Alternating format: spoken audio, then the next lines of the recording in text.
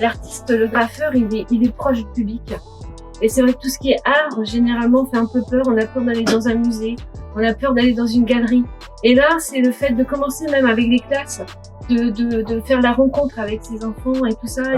L'artiste explique son travail, et il transmet sa passion, ce qu'il aime, et c'est avec ses mots, avec ses œuvres, qui va toucher l'enfant.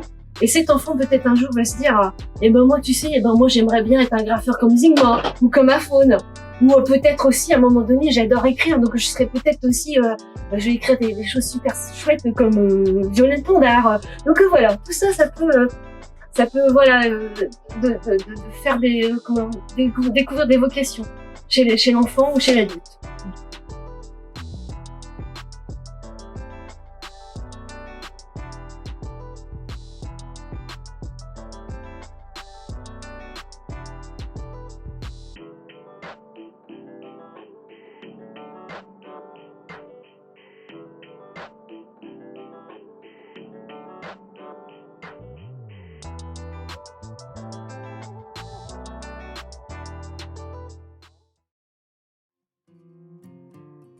La mode de la girafe envahit Paris.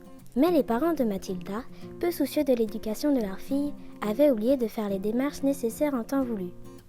Célestine quitte le grand foyer à contre-cœur. Et moi, rétorqua-t-elle, je vous ai déjà dit que je ne les ferais pas.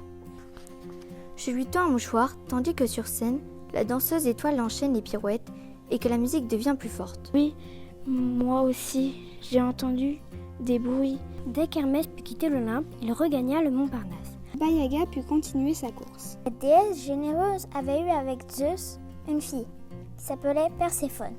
Et on poussait un glapissement d'horreur lorsqu'on se retrouvait face aux yeux luisants du grand loup rouge. Ce garçon-là, non. Il reste debout, immobile et silencieux.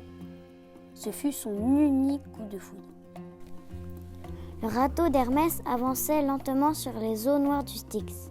Elles espèrent toutes recevoir le grand collier de fleurs et de perles qui récompensera la gagnante. L'eau est glacée, lui dit le caribou. 1, 2, 3, 400 vikings hurlaient de cancer. Arthur se fige, un demi-sourire aux lèvres.